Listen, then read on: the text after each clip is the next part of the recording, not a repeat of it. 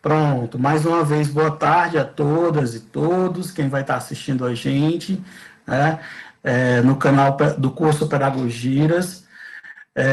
Que o meu Exu pessoal, saúde o Exu pessoal de vocês, que a minha ancestralidade, saúde, a ancestralidade de todos vocês que estão assistindo agora aqui com a gente na sala e que vão ver depois em momentos, seja manhã, tarde ou noite. A bênção aos mais velhos, aos mais novos, Mutumbá para quem é de Mutumbá, Saravá para quem é de Saravá, Mucuyu para quem é de Mucuyu.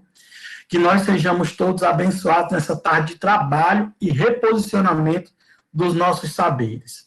Então, hoje, nosso intuito realmente é a partir da fala, né, da professora, doutora Cristiane Souza da Silva, minha amiga, minha filha, que é de Ogum dessa casa.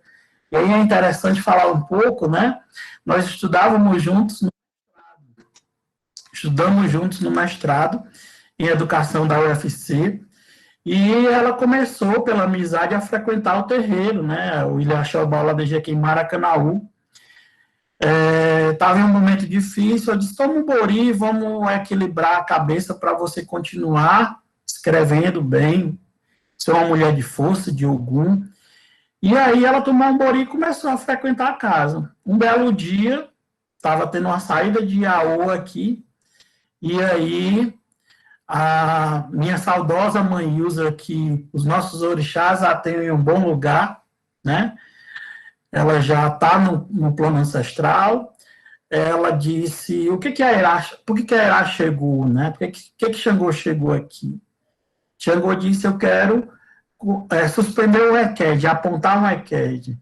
E aí estava muito lotado, muita gente aqui no terreiro, e foi buscar a Cristiane, que estava já para ir embora, se arrumando para ir embora, já fora do barracão, foi buscá-la e apontou.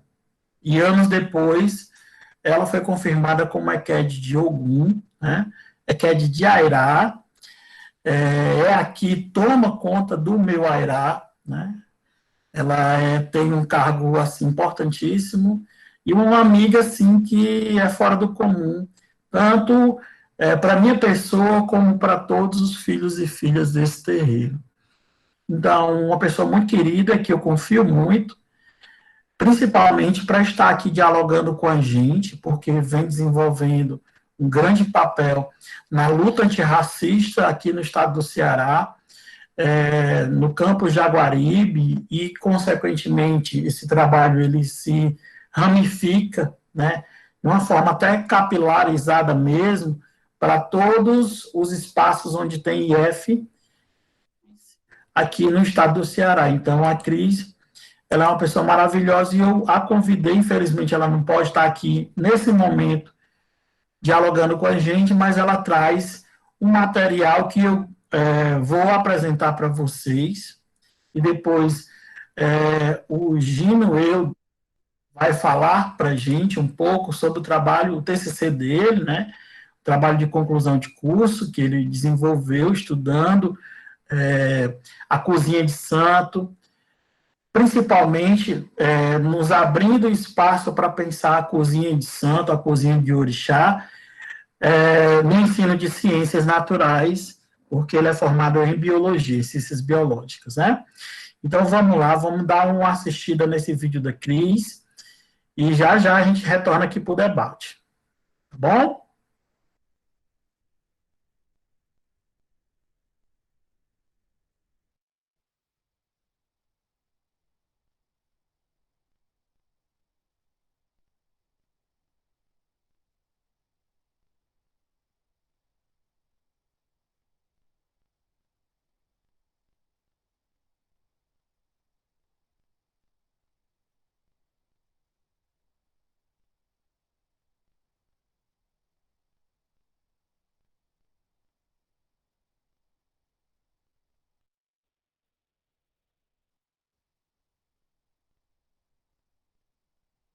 Bem, boa tarde a todos, todas e todes. Agradecer pelo convite ao meu Pai de Santo, Lincoln de Jesus, dizer que é um prazer, mesmo não estando ao vivo com vocês, mas eu quis gravar esse vídeo para que eu pudesse também estar partilhando de algumas experiências nesse segundo encontro do Pedagogias.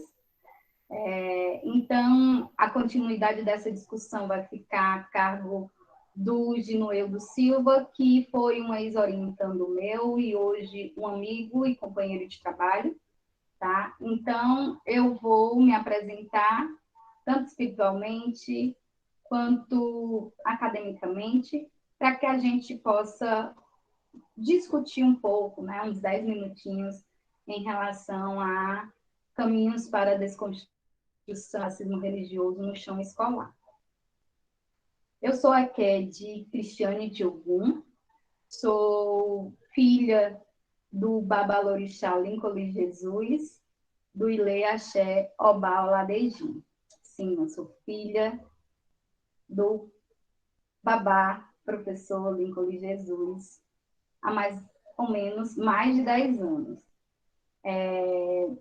Eu sou mestre e doutora em educação pela UFC e hoje estou como coordenadora da CAD, que é a Coordenadoria de Acessibilidade e Diversidade da Pró-Reitoria de Extensão do IFCE. Tá? Então, é desse lugar hoje que eu vou tentar contribuir com o debate. E para iniciar esse debate, eu vou trazer à tona a Lei 10.639, que é de onde a gente vai partir daí as nossas reflexões, tá bom? Então, o que é essa Lei 10.639? É uma lei que versa sobre a obrigatoriedade da história e cultura africana e afro-brasileiro na educação básica e no ensino superior. Tá? Então, é essa lei que vai alterar a LDB e que as instituições escolares têm, públicas e privadas, têm por obrigação de implementá-las nos seus currículos escolares. Sim, é obrigação. Quando a gente fala de uma lei, é para ela ser cumprida.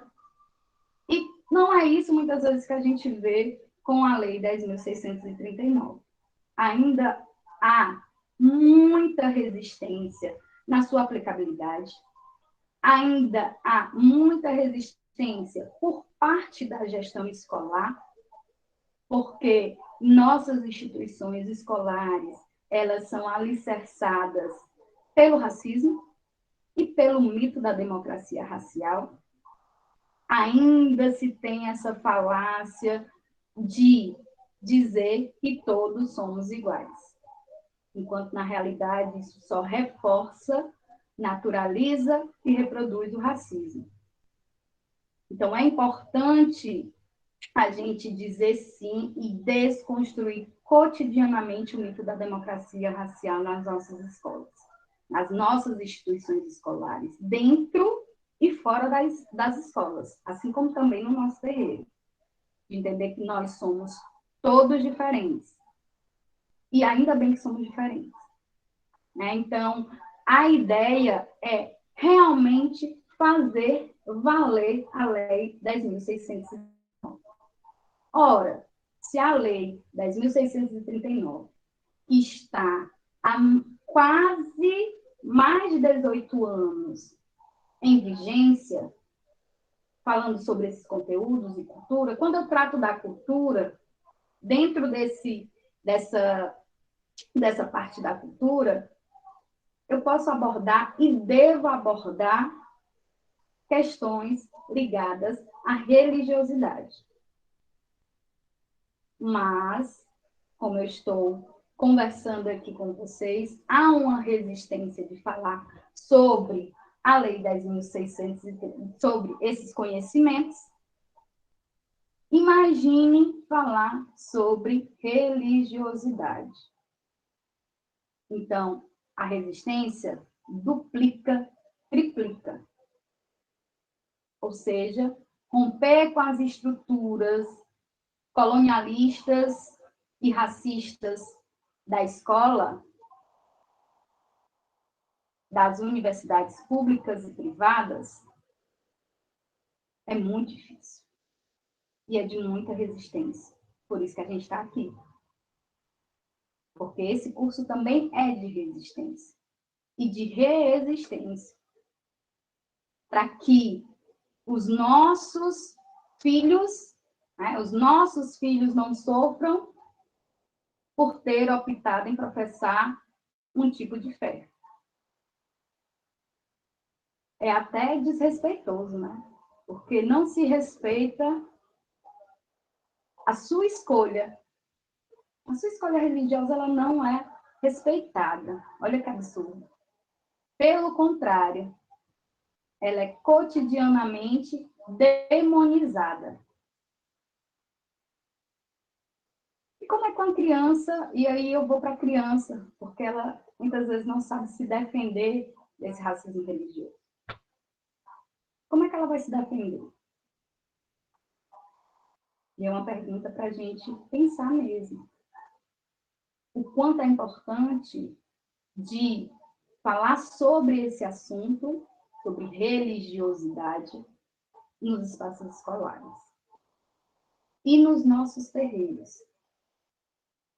Porque muitas vezes essas ideias colonialistas e racistas, elas também vão permear o terreiro. Porque o terreiro, assim como a escola, ela está inserida na nossa sociedade. E a nossa sociedade, ela é racista. Entende? Então, olha a nossa responsabilidade enquanto educadores, enquanto formadores de opinião. A nossa importância. E por isso que é importante esse diálogo dentro e fora da escola. Tá? E, Cristiane, como é que eu posso, como é que eu vou, quais são as possibilidades pedagógicas que eu posso tratar sobre isso? Quando a gente fala de racismo religioso, o professor Sidney Nogueira ele vai dizer que o racismo religioso ele vai tratar de não tolerar as existências. Então, as nossas existências, elas não são toleradas. Nós não somos vistos como humanos. Olha como é cruel. Como é cruel. Há uma violação do nosso direito de professar nossa fé. Porque a liberdade religiosa ela é um direito. Ela não é um favor. Então, está escrito lá, eu vou até dizer aqui para vocês, que eu anotei, né? Está garantida pelo Estatuto da Criança e do Adolescente, ela está garantida pela Constituição. Então, como é que eu vou para a escola e lá na escola dizem e reproduzem que a nossa religião, as religiões de matriz africana, elas são demonizadas. Ela não é de Deus. Nós somos, né, tudo de ruim que existe nessa face do mundo. E aí eu gosto de confrontar sempre, né? Quando eu fui falar para minha família que eu era adepta da religião de matriz africana, aí minha irmã, ela é católica, minha irmã é evangélica. Quando eu falar, eu disse, agora, eu sou cão, eu sou ruim, eu não presto, porque é toda essa construção que se faz em relação às religiões de matriz africana. É toda essa construção subjetiva que se faz sobre nós sem nos conhecer. Então, olha que absurdo. Esse estereótipo, essa rotulação que sempre é feita em relação às religiões de matriz africana. Então, isso vai para a escola, isso é reproduzido na escola.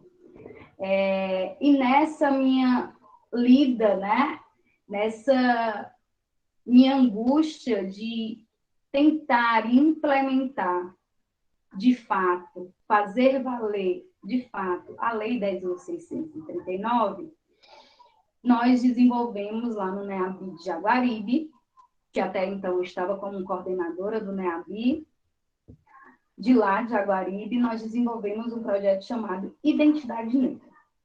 E esse projeto Identidade Negra, ele era voltado para os anos finais do ensino fundamental.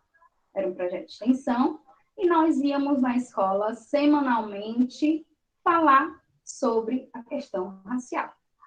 Tá? Então, tinham temas específicos que nós trabalhávamos, e nessa relação teoria e prática. Porque também a gente precisa entender, quando a gente fala em ser antirracista, em uma educação antirracista, em visualizar e objetivar uma educação antirracista, o antirracismo, ele é, antes de mais nada, a ação. Eu preciso agir de forma antirracista. E esse agir é na concretude e não na subjetividade. Então, sempre me incomodou o fato de eu pensar, mas não agir. Então, nessa minha prática da extensão e nessas minhas angústias, a gente propôs esse projeto Identidade Negra numa perspectiva de teoria e prática. Então, nós abordávamos teoricamente os assuntos, e em outro momento nós fazíamos oficinas, que eu denominei oficinas pedagógicas antirracistas. E uma dessas temáticas que nós trabalhávamos era a religião, a religiosidade, para ser mais específico, no intuito de desconstruir a demonização das religiões de matriz africana. Então, 2 estudantes do NEABI, não bolsistas, eram voluntários, e o engraçado é que um era de religião de matriz africana e a outra era católica. Né? Então, os dois que conduziam essa formação, vamos dizer assim. E foi bem interessante porque a gente começou no primeiro, a gente teve 2 edições do Identidade Negra, né? Então, na primeira oficina que nós fizemos, nós partimos de um quiz de verdade, mitos e verdades. Então, o que era mito e o que era verdade. Então, nós fizemos esse quiz numa perspectiva de desconstruir esse olhar negativo em relação às religiões de matriz africana.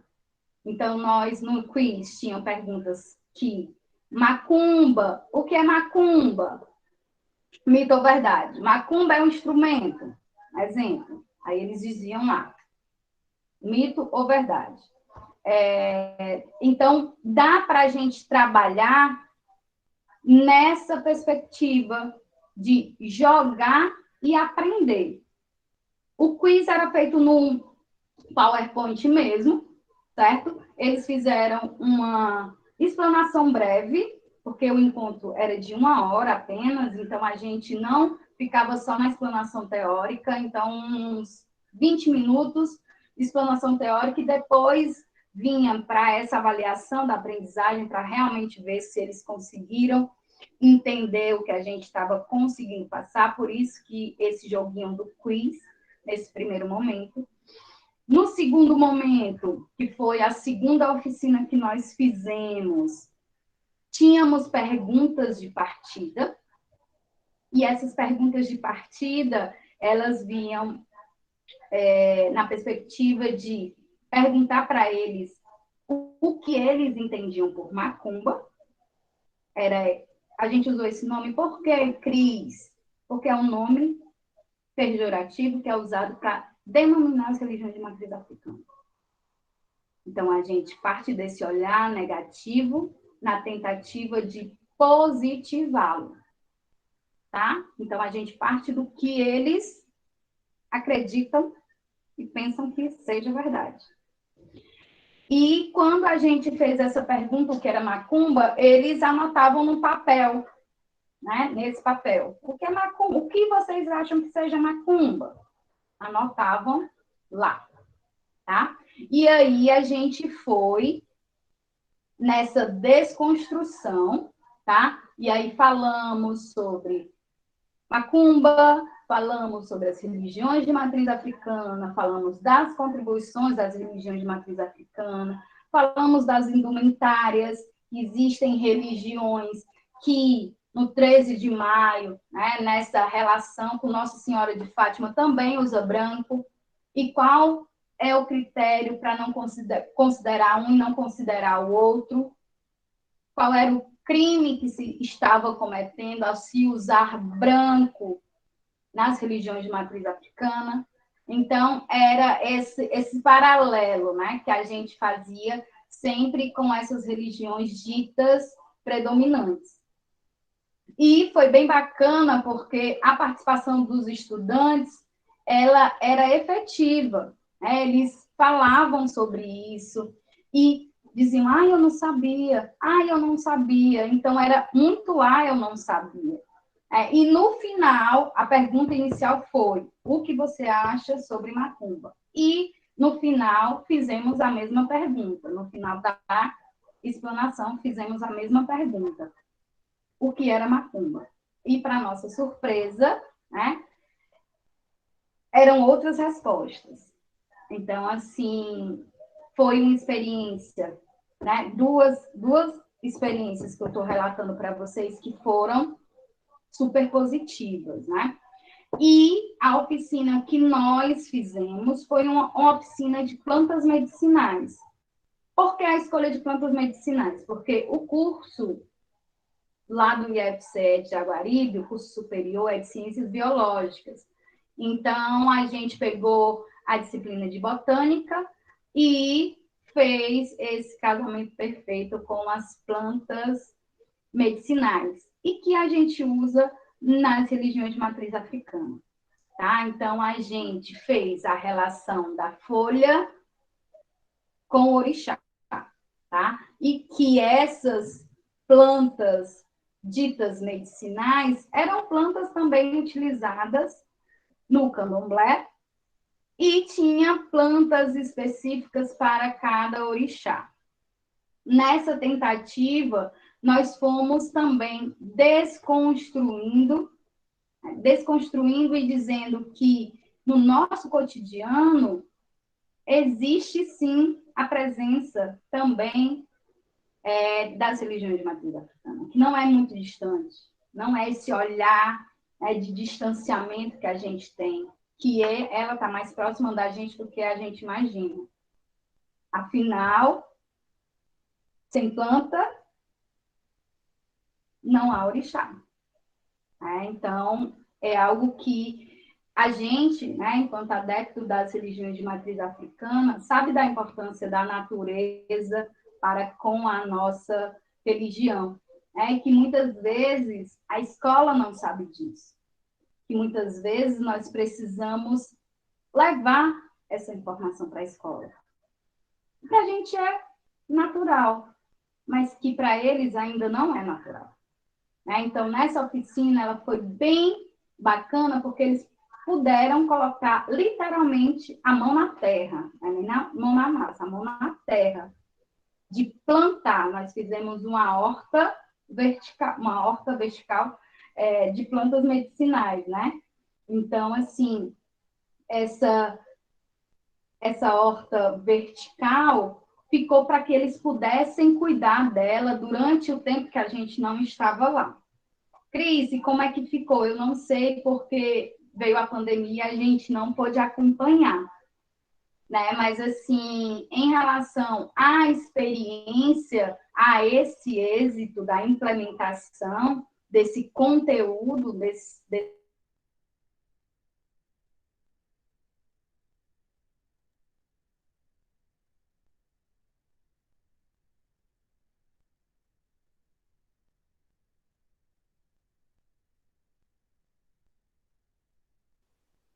Babá, eu acredito que o vídeo travou para todo mundo.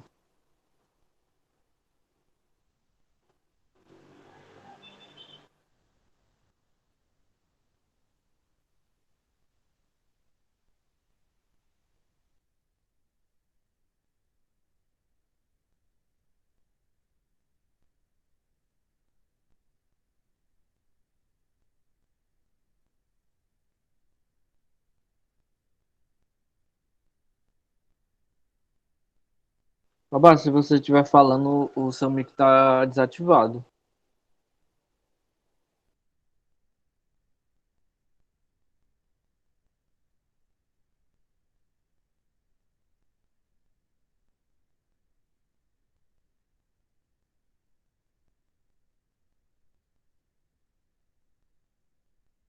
Como sempre, sempre estamos propensos a lidar com problemas técnicos. Acredito que ele está tentando reconectar. Acredito que foi algum problema técnico lá. Mas já vamos dar continuidade.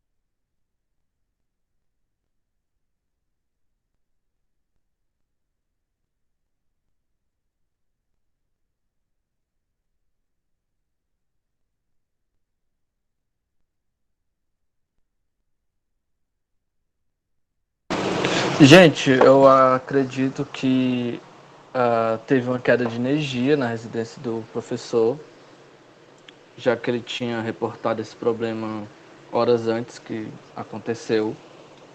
Então a gente pode prosseguir com o debate, mesmo eu não tendo acesso ao vídeo para disponibilizar para vocês, mas nosso convidado pode contribuir com o que já foi dito até agora pela Dani, pela Cris, desculpa.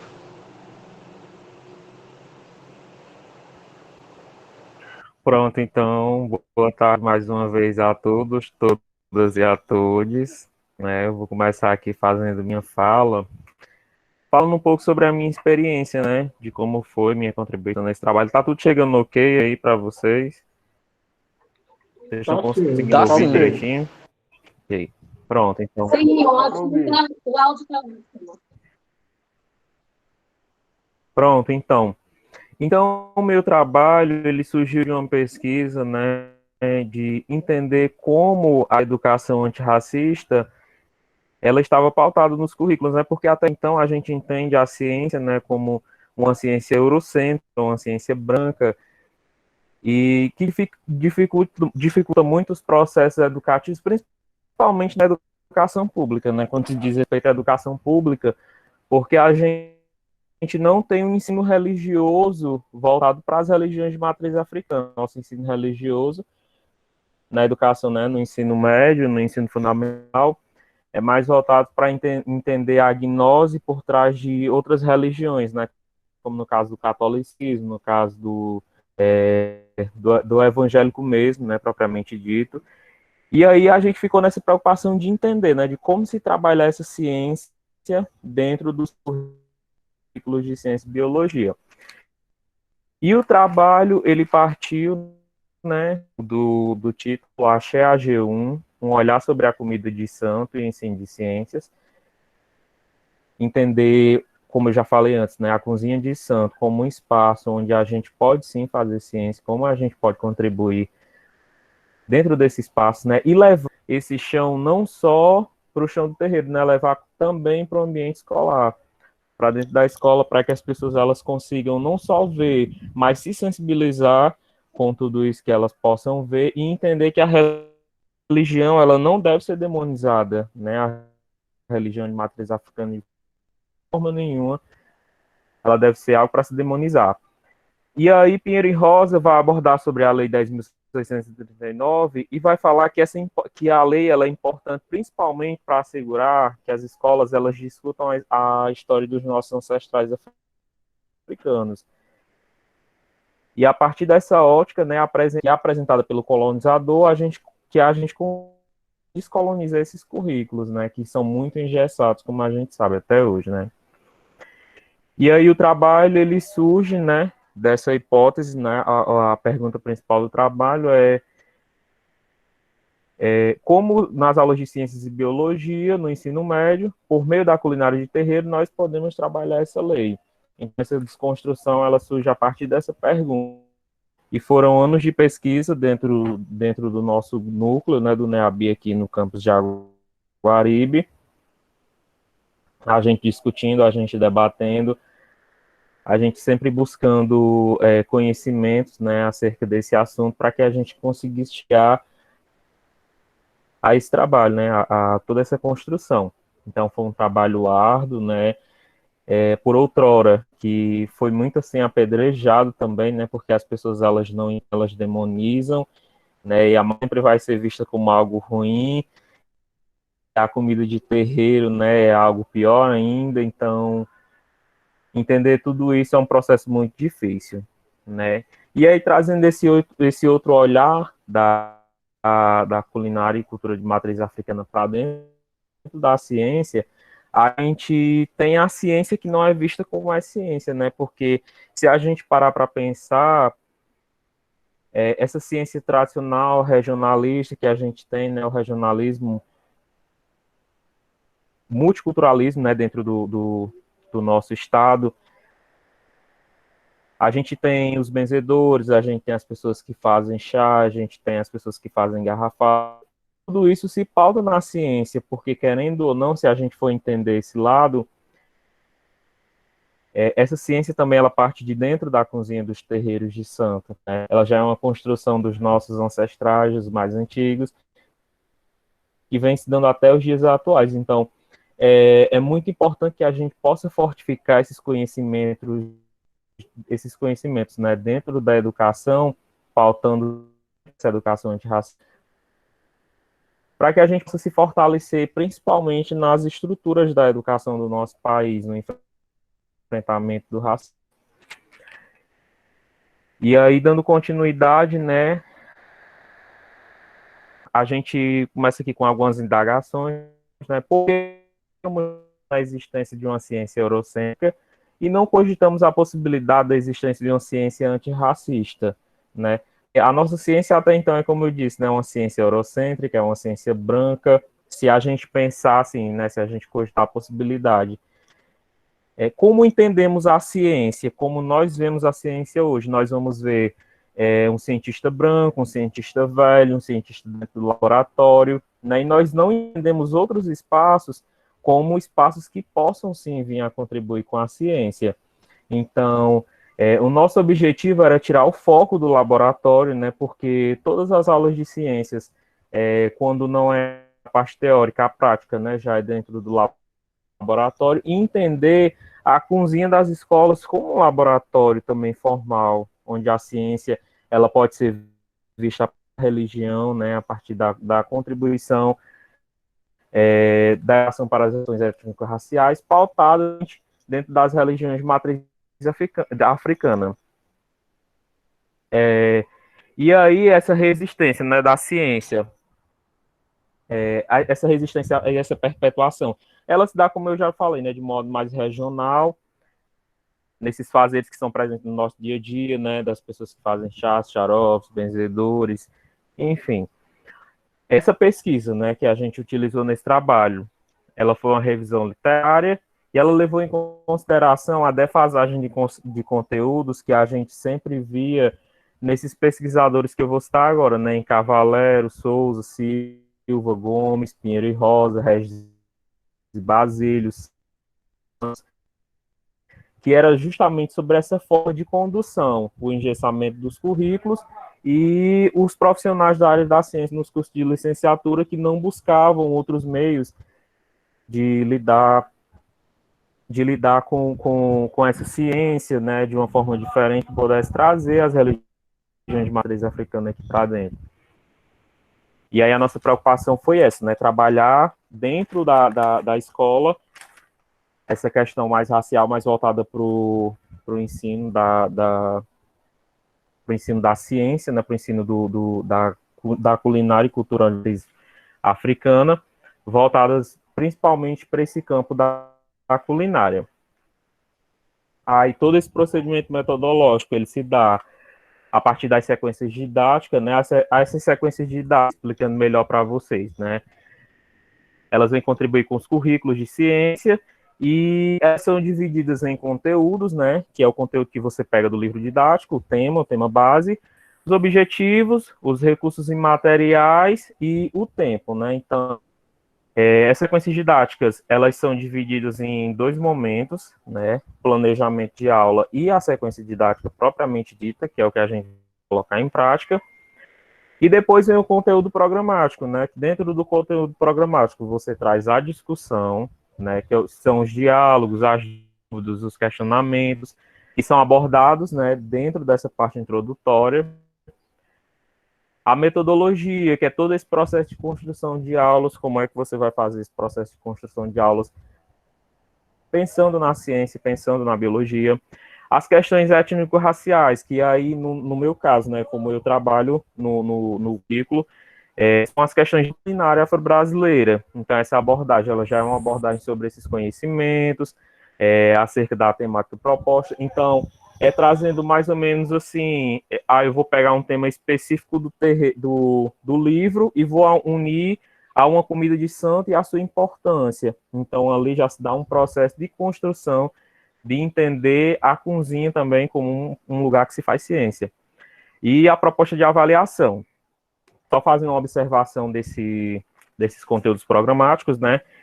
Todo o processo de teorização dos conteúdos programáticos, ele se dá a partir do livro didático. Então, se eu pego um tema, um exemplo, mitose e meiose, então eu vou unificar esse tema a um tema pautado, por exemplo, ao genocídio da população negra, né? E aí eu posso criar o tema.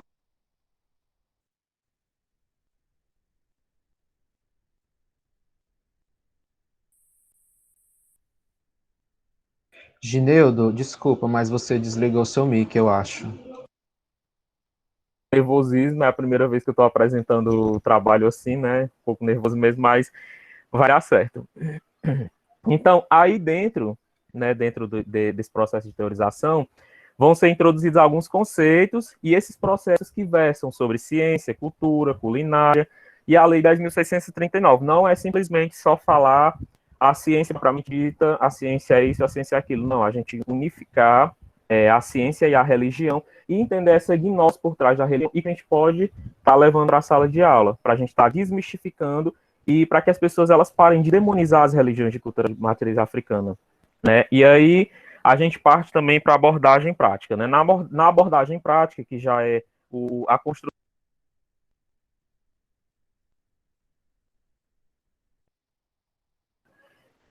E pronto, tá dando para ouvir agora? Gente, é porque eu sou novo por aqui, eu nunca apresentei no Google Meet, então não, mas não sua sei como é, apresentação tá desculpa, ótima, eu acho que tá eu acho que o meu mais... nervosismo não tá ajudando. Eu acho que é mais Então, questão de gente, problema na técnico. abordagem prática, já é mesmo construção da culinária africana, né? No caso, assim, se a gente pegar a feijoada de Ogum, né, como eu já falei antes, se a gente pegar a construção da feijoada de Ogum e entender a importância da feijoada para a população negra, para os escravizados da época, então a gente já a gente já tem assim uma ótima construção do que a gente quer levar, né, e se pautar dentro dessa educação para as relações étnico-raciais em busca dessa educação antirracista. Dando continuidade aqui, né, os processos biológicos envolvidos, as questões étnico-raciais, que é tudo dentro da abordagem prática.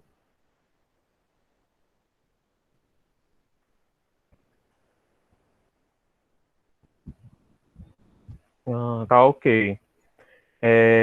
E todos esses conteúdos programáticos, né, eles foram desenvolvidos com base nos momentos didáticos de Brito, Butz e Mansoni, 2018, e para mim até ter feito um slide, mas eu não sabia como fazer a transmissão e tal, mas depois, se vocês quiserem, eu posso passar a apresentação para vocês, tá bom? É só deixar, eu deixo até o link com o professor Lincoln, caso vocês queiram, né, e assim, gente, esse processo de construção, né, como ele se deu, a gente se preocupava muito nas leituras que a gente fazia, de Barbarini, né, de Salles, de Souza, de Catemari Rosa, quando eles falam sobre a descolonização dos currículos, né, principalmente de ciências, envolvendo todas as ciências, né, biologia, matemática, envolvendo a física, envolvendo as outras ciências. Então, a partir disso, a gente começou a se preocupar em entender essa educação que não era vista como educação, né? A ciência do ensino religioso não era vista como uma educação que conseguisse fortificar, de certa maneira, a educação aqui para a gente.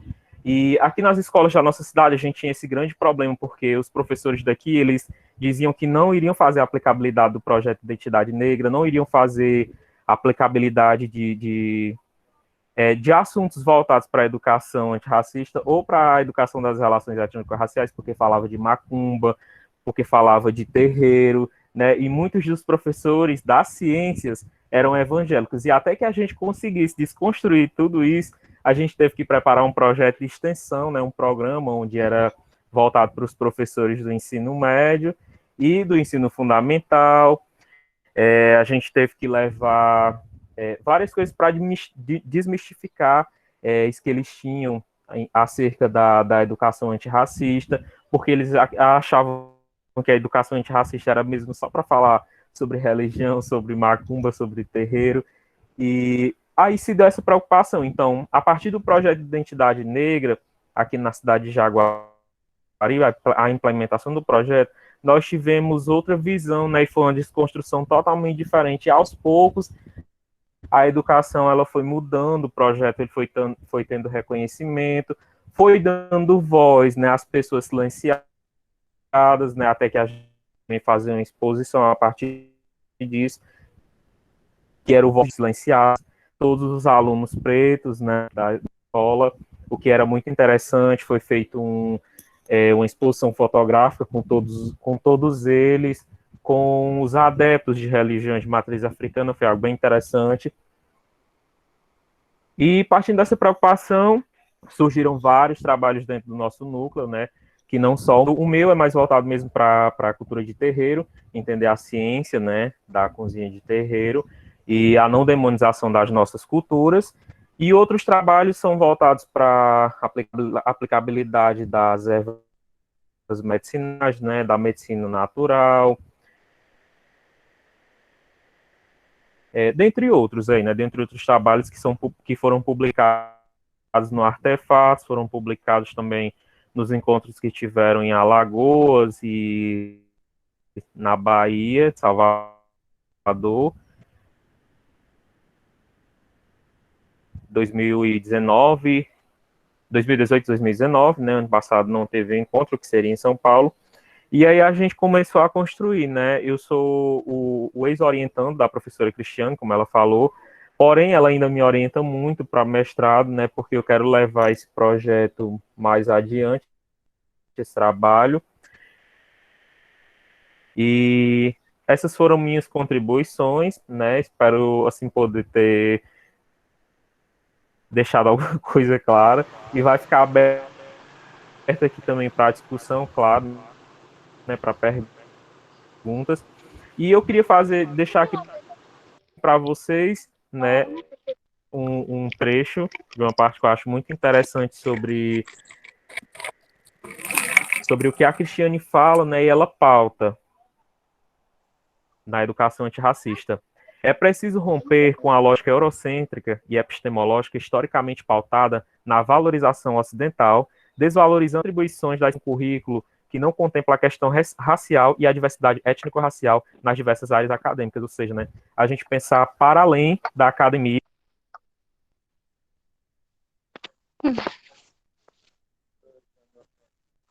Liliana, se puder desligar o microfone.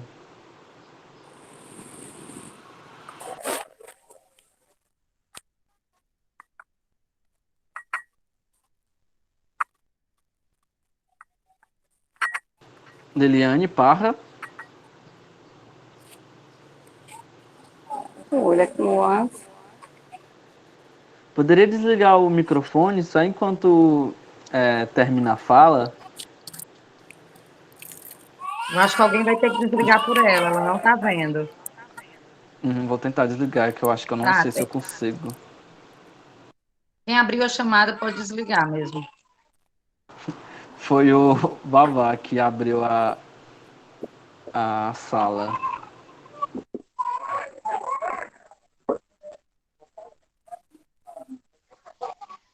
Infelizmente, vamos precisar da contribuição dela. Liliana? Oi, boa tarde. Poderia desligar o microfone só enquanto o Gineildo termina a fala?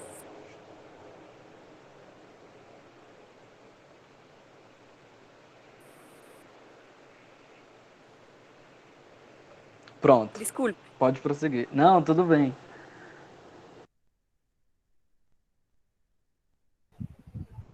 Então, gente, é como eu falei, né, essas foram as minhas contribuições, né, desse meu trabalho Achar G1, né, voltado para o ensino de ciências e a construção de conteúdos programáticos, né, de como se planejar dentro do campo da ciência, né, em busca dessa educação antirracista e da não demonização das culturas de terreiro, das culturas de matriz, entendendo também o espaço da cozinha como um espaço que se faz ciência, não só a cozinha do terreiro, mas também a cozinha das escolas, a cozinha das nossas casas, né, num processo assim que a gente possa construir essa educação aos poucos, né, que a gente possa ramificar essa educação dentro do ensino fundamental, dentro do ensino médio, para que a gente também possa levar essa educação para outras culturas e entender as nossas culturas também.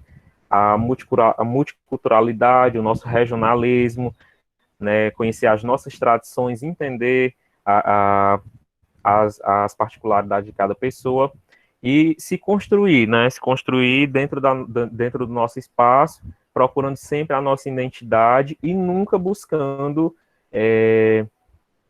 como é que eu posso falar? Nunca buscando apedrejar o outro, ou, enfim, falar sobre a religião do outro, mas que a gente possa unir nossas forças em busca do enfrentamento, né, do enfrentamento pelo racismo, e para que a gente possa dar essa contribuição, principalmente na educação, que é de onde deve partir toda essa desconstrução das religiões de matriz africana. Vou ficar aqui aberto para perguntas, dúvidas, algo que vocês queiram saber, tá bom? Sobre o meu trabalho, sobre algumas das coisas dos projetos que a Cris falou. E é isso. Foi uma ótima apresentação. Eu acho que me sinto muito contemplado com as suas falas, tanto da sua quanto da professora Cris, que infelizmente não pôde estar presente aqui. E eu acabo tomando essa responsabilidade de administrar essa aula, também muito nervoso, por ser minha primeira e não ter a assistência tanto do professor quanto do meu outro colega de bolsa. Mas, como todos se encontram aqui, e eu sei que tempo é fundamental e muito importante, vamos fazer valer a pena esse encontro. Então, acho que não tem um porquê a gente não girar. Então,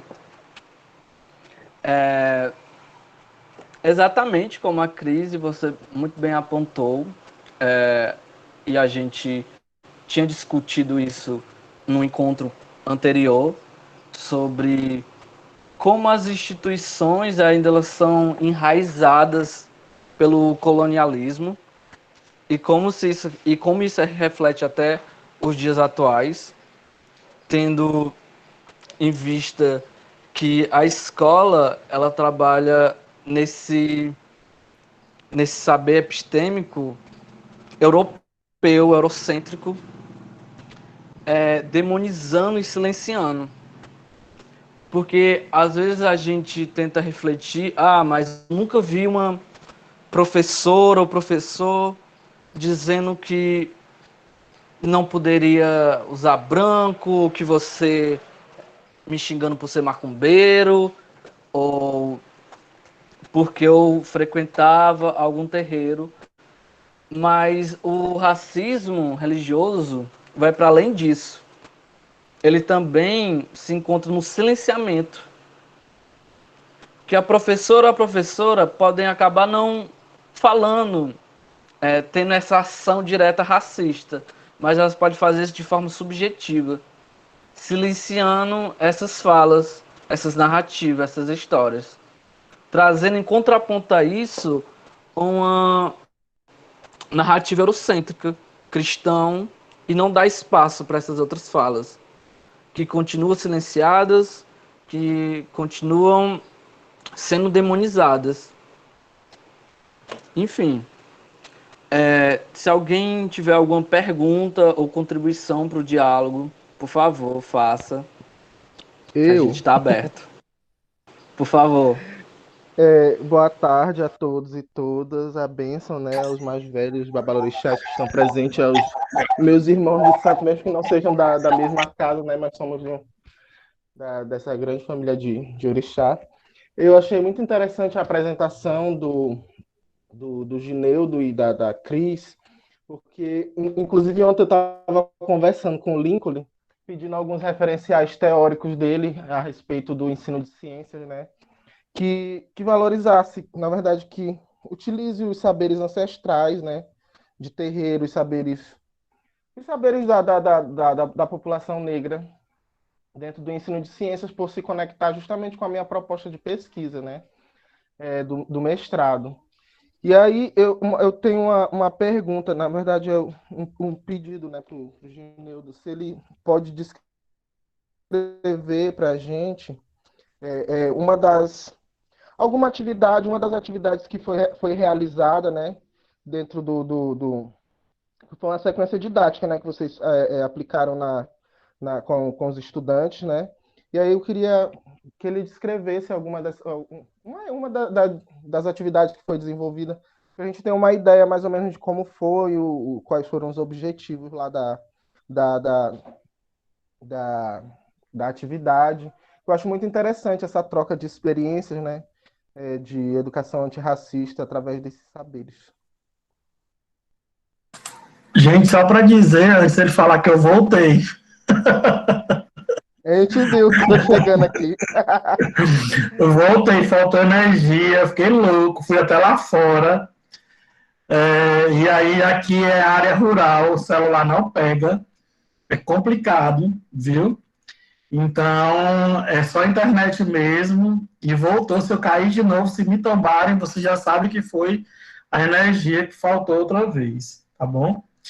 Antes de passar a fala, eu tinha pontuado aqui algumas coisas da fala da Cris, né? Que é justamente o Cisco já falou, desse silenciamento das crianças de terreiro, né, dentro da escola, as possibilidades pedagógicas que vão ser criadas aqui, né, por nós também, por isso essa encruzilhada de possibilidades em que a gente traz para cá professores que estão na educação básica, estudantes das licenciaturas, militantes dos movimentos sociais, certo? E povo de santo, povo de terreiro, povo de orixá, né? É importante que a gente tire a igreja de dentro do terreiro. Povo de orixá, povo de terreiro. Então, é importante que quem não é professor, que é de terreiro, diga o que é que quer que vá para dentro da escola, quais os nossos saberes que podem ir, né? Sem ser proselitista. É importante que a gente afirme o proselitismo, porque os referenciais judaico-cristãos, eles afirmam a todo momento. E aí a gente vem através de uma prerrogativa de uma ciência que nós estamos construindo, que é uma outra ciência, uma ciência que não é pautada na lógica cartesiana, ela é pautada em uma lógica ancestral, em que ela nos compreende conforme toda a nossa cosmologia, com os nossos cosmocentrismos e cosmopercepções. É interessante falar que ciência, sim, a ciência lógica ancestral, sim, assim como vacina também, sim. E que golpe militar, jamais, de forma alguma, não, que é o que nós estamos aí. Então, nós, povo de santo, nós somos povo de luta e resistência, sabe? Eu gosto muito de dizer que nós não somos só paz e amor, nós somos luta e resistência. E essa nossa luta e resistência, a afirmação dela, é o que nos faz estar presente aqui nessa encruzilhada de possibilidades.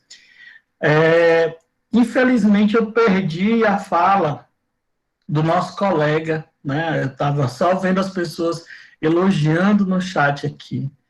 Mas olha para a gente, né, o quanto é sagrado a cozinha, o quanto é sagrado comer, né? O quanto é sagrado para a gente os nossos sentidos serem expandidos a partir dessa ideia de conexão. Então, por exemplo, quando nós somos represados apenas em uma lógica do olhar, ou seja, eu faço muito essa pergunta para os estudantes do ensino de Ginga, né? Que é o quê? Quem pensa, cabeça ou corpo? Quem é que pensa, cabeça ou corpo? Nós somos ensinados a pensar só com o cérebro, né? Nem com a cabeça, né? A olhar apenas, então, por isso, só a cosmovisão. Mas onde é que estão também os nossos cosmosentidos?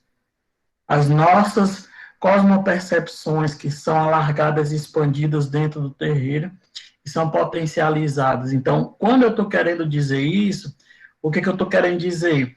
Que uma criança que é de terreiro, ela compreende a importância da culinária, ela compreende o poder das ervas, o respeito à terra, ela sabe dançar, ela sabe contar a história ancestral, ela sabe cantar, ela sabe o respeito a uma hierarquia religiosa que é diferente do autoritarismo. É o respeito a um irmão que tem, às vezes, a mesma idade dele ou dela, mas é Ogã, mas ele é respeitado por ser Ogã, ou ser Eked, né? Ou se é Bome, já novinho, com 8 anos de idade, porque foi iniciado na barriga da mãe, né?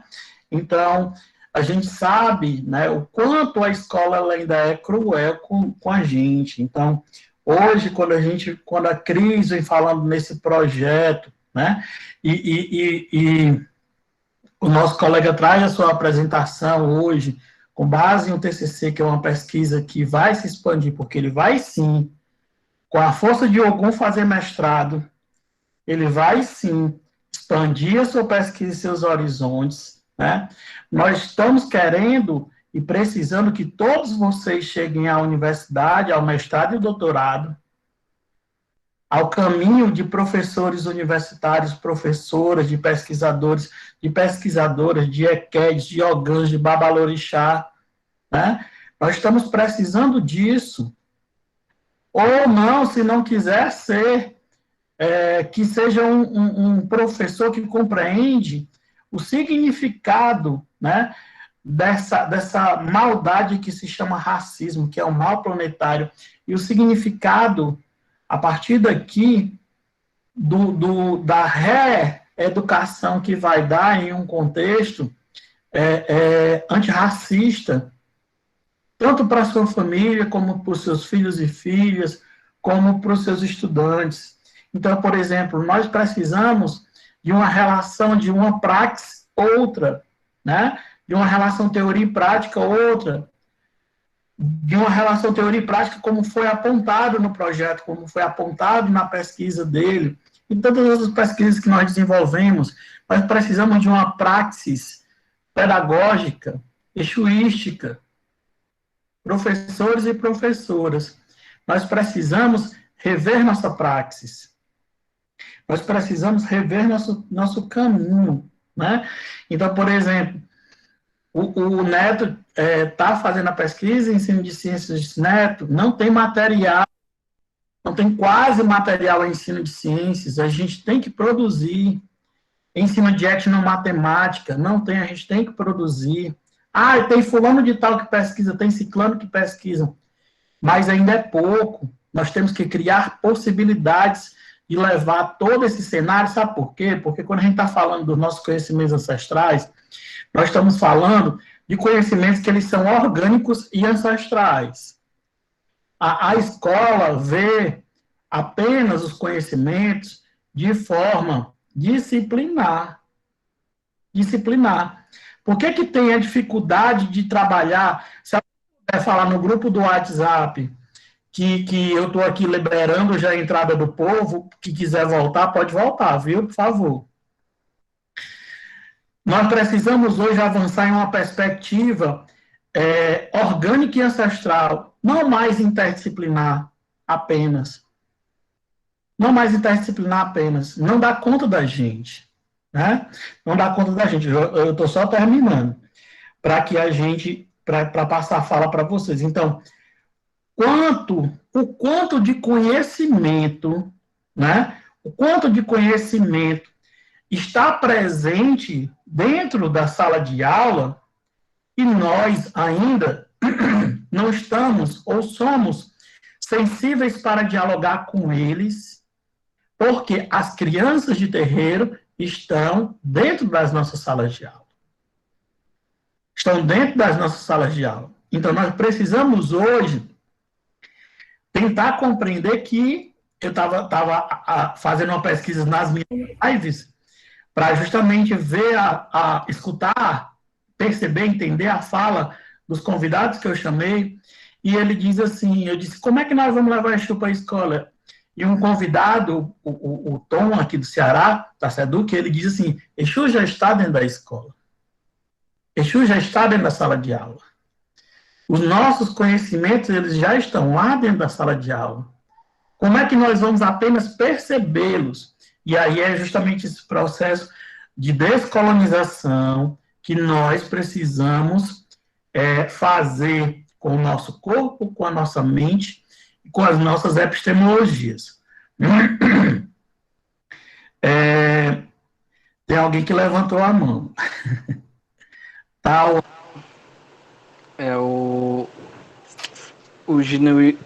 Desculpa, o Junueldo respondeu a pergunta do Raimundo. Ele perguntou algo sobre... Aí depois você fala, tá bom? Desculpa.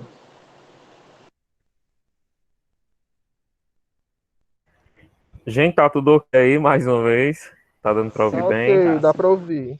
Minha preocupação tá sendo essa. Gente, eu vou tentar aqui, eu acho que se eu colocar aqui apresentar agora vai dar certo, né? Apresentar o slide.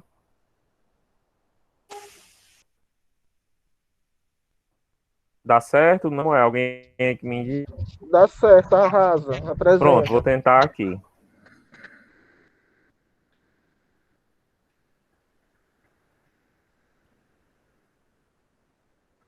Só um momento.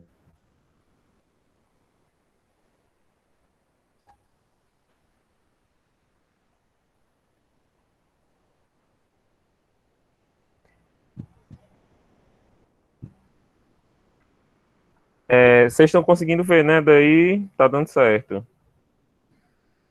Eu não estou vendo ainda, não. Não sei se vocês estão vendo.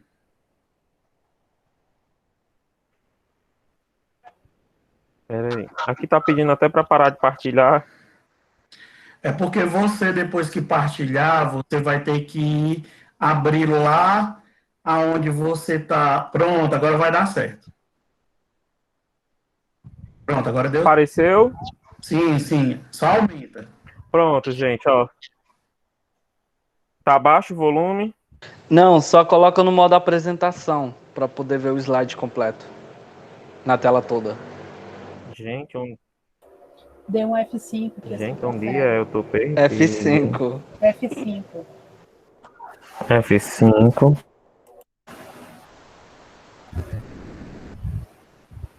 Tudo ok para vocês?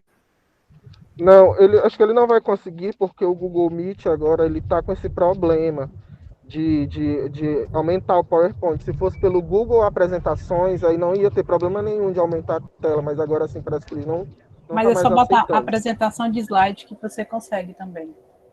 Logo na quinta palavrinha aí, depois de animações, apresentação de slide também dá certo. Mas assim também dá certo, né? Apresentação de slide. Assim vocês estão conseguindo ver? Sim, dá certo. Sim, sim. Pronto, então, é só para explicar para o Raimundo, né, que ele pediu para que mostrasse mais ou menos como foi feito, né, a prática. Então, aqui é mostrando a sequência didática, né, como é que se dá essa construção da sequência didática. Deixa eu só ver se é essa mesmo. Não, é essa daqui. Aqui são os resumos das atividades que eles vão ser referentes aos conteúdos programáticos, né? Como eu estava falando, a gente pega um conteúdo do livro didático, um exemplo aqui, né? Sistema digestório humano e a importância do fósforo para o organismo. Aí, a partir disso, se dá a construção, né? A representação dos utensílios de cozinha e da feijoada de ogum para o povo de santo. Aí, a partir daqui, a gente cria os objetivos, né? Pensando nessa desconstrução da educação antirracista voltada para a culinária de terreiro, conhecer o sistema digestório humano, a complexidade dos processos envolvidos no sistema, entender o processo de digestão e absorção dos fósforos, compreender a importância dos utensílios de cozinha e da feijoada de ogum, principalmente para o povo de santo. Aí os recursos e materiais, né, que a gente pode estar utilizando, no caso, como a gente se volta para a ciência na cozinha, a gente vai levar todo esse material aqui, né, o feijão preto, o mulatinho, linguiça, calabresa, carne seca, carne de porco, né, é entender essa representação para o povo de santo, passar pelo processo, né, de construção da feijoada, de cozimento, tudo mais, e depois, né, ao servir também a feijoada aos alunos, a gente também vai explicar sobre as questões, né, entender por que se há uma ciência na entrega, no arreamento, né, da comida de santo, por que tem que ser específico para aquele santo, por que se comemora no dia dele, né, entender toda essa relação com a ciência, né, tudo isso dentro de um tempo de 90 minutos, que eu gosto muito, né, deixa eu mostrar aqui para vocês, que é o do acarajé, né, acarajé de Oiá ou Yansan, o feijão e os seus nutrientes como representação da cultura afro-brasileira, que é um dos conteúdos que a gente, assim, que a gente sempre discutia mais, que era o que a gente mais gostava de falar, entender esse processo. Os objetivos, entender como as plantas, elas obtêm os nutrientes e qual o papel do solo, né, para os nutrientes da planta, para os nutrientes do feijão, no caso, identificar quais são os nutrientes presentes no feijão, conhecer a origem do acarajé de Oiá e Yansan e a sua representação para as religiões de matriz africana, aí os recursos, né, que a gente utiliza, o feijão fradinho, o azeite, né, a construção do acarajé mesmo, né, dentro da cozinha de santo, o porquê do acarajé, o porquê de os santos ser Oiá e Yansan, Oiá ou Yansan, e essa representação para as religiões de matriz africana, né, que é muito simbólico, é algo muito forte. Então, entendendo esses processos dentro da cozinha de santo. Deixa eu ver o outro aqui. O outro é falando sobre a fermentação do pão e a origem do vatapá, né? Que o vatapá todo mundo conhece, né? O povo de santo, o povo de terreiro. Os não adeptos, os adeptos também conhecem, né? Entender todas essas características dos glicídios, as suas classificações, isso voltado mais para o lado da biologia, né, da ciência, e entender a ciência por trás do processo do vatapá, elucidar os conhecimentos sobre a cultura e as culturas de matriz africana, conhecer a origem do vatapá a partir da sua história e da elaboração de pratos, os recursos, né, que a gente utiliza, o tempo, e agora partindo para o plano, né, o conteúdo do tema proposto, a metodologia, como se deve chegar até a aplicabilidade dentro da cozinha, né, introdução oral sobre o sistema digestório, exposição visual sobre a complexidade do sistema digestório humano, a explicação sobre o processo da absorção de nutrientes, o fósforo pelo organismo. Aí, dentro das questões étnico-raciais, a gente visa dialogar a cultura sobre a importância, dialogar sobre a importância da feijoada para os escravizados, promover os debates sobre a invisibilidade da população e a aceitação do feijão no cardápio brasileiro, que a gente sabe que ainda existe muito do preconceito na culinária, e a proposta de avaliação, né? Aqui no caso, a gente só propôs como forma mesmo só de elaboração desse plano, mas a gente pode estar propondo outras coisas, né? Produzir um relatório sobre a prática realizada, com enfoque em ciências, cultura e culinária de matriz afro-brasileira. No outro, para cada um, né, ter uma explicação, aqui foi esse slide, né, foi da minha apresentação de TCC, para cada um ter uma explicação, entender, né, unificar a ciência propriamente dita, com a ciência das religiões de matriz africana. Aí o segundo conteúdo, né, falando do acarajé, a metodologia, introduzir sobre a nutrição vegetal, a apresentação do subtema que será desenvolvido dentro, né, a explanação do conteúdo sobre nutrição vegetal e a representação do feijão nos cultos das religiões de matriz africana, que são textos acadêmicos, livros publicados na área, vídeos, né, o que o professor desejar fazer nesse sentido. Questões étnico-raciais, cultura e culinária de afro-brasileira. A promoção desses debates sobre a ciência dentro do contexto da educação para as relações étnico-raciais. Discutir a ciência como uma cultura composta majoritariamente por homens brancos. Dialogar sobre a importância do acarajé como fonte de renda para as baianas de acarajé, porque é importante, né, entender o acarajé como um patrimônio imaterial da cultura de Salvador, da cultura da Bahia.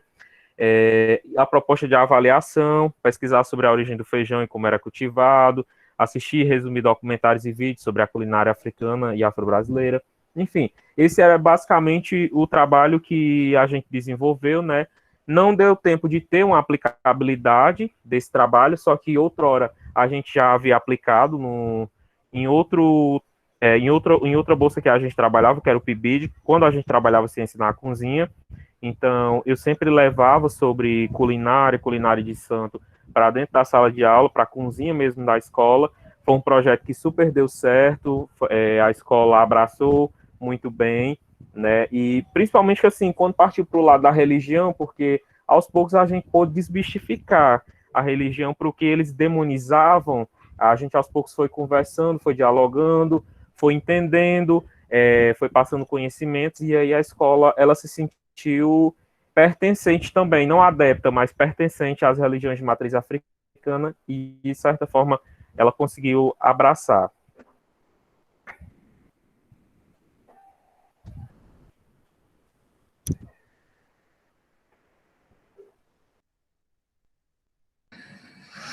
Vocês estão vendo quando eu digo, né, que os nossos conhecimentos, eles são complexos, né? Quer dizer, eu estou querendo substituir o complexo por orgânico e ancestral, né? Porque o Gino Eudo, ele fez uma apresentação que agora, com essa parte que eu vi, eu mergulhei no ensino de ciências e na biologia, rememorando o tempo em que eu era professor de educação básica, professor de matemática e física, que eu sempre fui, na pedagogia, que eu dou aula de pedagogia, de ensino de ginga, mas imaginando dezenas de outras possibilidades, né? Antes de continuar falando, eu queria passar a fala por Tawa Kandé. Ele tinha levantado a mãozinha. Boa tarde. Professor Lincoln, só atrapalhando um pouco aqui a fala do Tawa Kandé, professor Lincoln, eu convido o senhor a a ler o livro Laboratório de Cultura e História da Alimentação, que ele é um livro muito bom, que inclusive a professora Cristiane, ela continuou me orientando nesse trabalho. Nós estamos no capítulo 7, e ele é um trabalho bem rico mesmo. Então eu convido não só o professor Lincoln, mas cada um de vocês que estão aqui a degustarem, né, desse livro, que ele é muito bom mesmo. Nós podemos disponibilizar para todo mundo, né? Sim. E mais um pedido também. Em relação ao slide e ao... Se você poderia disponibilizar para a gente também, para a gente posteriormente disponibilizar para a turma. Posso sim, viu? Posso sim. Eu vou passar pro professor Lincoln e aí ele passa para vocês, tá bom? Massa, obrigado. Fala, Tawakandei. Boa tarde, professor. Boa tarde a todos. Eu sou Odete Tawakandê, mais conhecido como Tauá, aqui do sudoeste baiano, e eu represento aqui o Ilê Axé Orixá Nilá, uma casa consagrada ao Orixá Oxalá, e junto, nessa mesma cidade, que está presente também aqui no grupo, o Robson, que representa o Ilê Axé Ojuanirê, uma casa consagrada a Ogum. Esse trabalho vem todo de encontro ao que nós estamos desenvolvendo aqui, e o trabalho do Ginueldo caiu como uma luva numa apresentação da seguinte forma: essa lei 10.639, que nós já queríamos estar nos apresentando nas escolas, nos foi barrada justamente com o pretexto da pandemia, de não poder haver aquela acumulação de pessoas e tudo mais. Nesse intuito, entrou uma lei, a Lei Aldir Blanc, de incentivo à cultura, que todas as casas de matrizes africanas tinham um direito a isso também. Só que aqui, na cidade de Jaguaquara, há um predomínio muito grande do neopentecostalismo e que viam as casas de matriz africana não como algo cultural, de ter direito a essa verba indenizatória por estar fechado. Então, nós nos reunimos, umas 5 casas de axé aqui da cidade, e procuramos o legislativo e mostrar para eles que toda casa de candomblé é a maior cultura que pode ter, principalmente se tratando na Bahia. Porque o que deu nome à Bahia, o que fez a Bahia ser o que ela é conhecida, foi, primeiramente, o acarajé, o abará, o vatapá, o caruru, o amalá, a sua culinária tão conhecida, tão famosa, a sua literatura espalhada em mais de 16 idiomas, através de Jorge Amado, de Pierre Verger, de Zélia Gattai, a sua música, como na apresentação inicial aqui, do Ilê Aie, de Carlinhos Brau, de Gil, enfim, a Bahia é o que é graças aos terreiros de candomblé, às matrizes africanas. E numa cidade pequena como a nossa, de 60 mil habitantes, segundo o IBGE, havia apenas 30% católicos, outros, enfim, de matriz africana não existia, não constava no site do IBGE. E por que isso não constava? Porque nós próprios, muitas vezes nos negamos de assumir com medo de uma perseguição, por falta de conhecimento. Então, nós estamos trazendo esse resgate e aproveitando essa lei Aldir Blanc, que nós não podemos apresentar nas escolas, com oficinas, palestras, nós estamos fazendo um resgate antropológico, cultural da comida. Que a primeira coisa que nós, como seres, precisamos para viver, ainda nos é de graça, é o ar que respiramos. A segunda é a água que bebemos, que nos hidrata. E a terceira, como diz o bom baiano, é esticar o corinho da barriga. É o alimento, como o Ginueldo bem colocou, bem expôs, e é através do alimento, da cultura, que nós estamos tentando trazer esse resgate antropológico. Então, cada uma das casas que recebeu esse auxílio da Lei Aldir Blanc está preparando um material para apresentar nas redes sociais, porque não pode ser pessoalmente, e através disso nós vamos abrindo espaço e conquistando. E assim que passa essa pandemia, vamos fazer isso pessoalmente. Então, vai entrar o Amalá, explicando essa comida maravilhosa, filmando, mostrando como é preparado, mostrando os seus nutrientes, não com tanto conhecimento como o Ginueldo, que é um biólogo aí, mas buscando trazer tudo isso. E entre da culinária, uma coisa muito importante, eu descobri aqui na nossa cidade, Oia Fungê, uma senhora de Inhaçã, iniciada, a única que tem ainda o conhecimento de fazer a eni, a esteira, a de Cissa, que é feita de taboa. Já foi feito o projeto dela, ela já publicou nas redes sociais, já está disponibilizado. E é um conhecimento que quem é de matriz africana, todo mundo deitou numa esteira, no eni, e é um conhecimento que está se perdendo também. Então, muita gente que nunca ouviu falar de candomblé fala, pô, que legal, vovô dormia a colchão do vovô era uma esteira de taboa. Então, é esse resgate que a gente está tentando buscar, e é todo esse material que o senhor professor, e o Ginueldo, de todos aqui, cada um vai contribuindo, e a gente quer juntar tudo isso aí e levar. Mas a primeira dificuldade maior que eu encontro aqui na cidade é justamente de transmitir esse conhecimento às próprias pessoas do axé. Muitas vezes a dificuldade está, muitos não têm nem leitura. Então a gente aproveita, entra como candomblé é oralidade, é boca ouvido. O velho fala, o novo escuta, e a gente vai trabalhando isso, vai trabalhando. Aí daqui a pouco introduz o cidadão no EJA, educação de jovens e adultos, e vamos transformando, como diz Paulo Freire, educação transforma o homem e o homem transforma o mundo. Muito obrigado pela oportunidade, professor. Lindo. Massa, tua fala, tá lá. Assim, muito obrigado, né, pela contribuição. A ideia é que nos últimos módulos do Pedagogias, as nossas experiências, né, elas sejam potencializadas em um laboratório, né? A ideia de laboratório em que nós vamos estar criando conteúdo, criando nossas próprias epistemologias, que vão estar nascendo a partir dessas experiências que o Tauá traz, que o Gineildo traz, e que todos nós sabemos que estão presentes nas nossas vidas, mas que, ao mesmo tempo, imagine só, aqui nós temos 60 pessoas, né? 95 no curso. Alguns não puderam estar aqui hoje.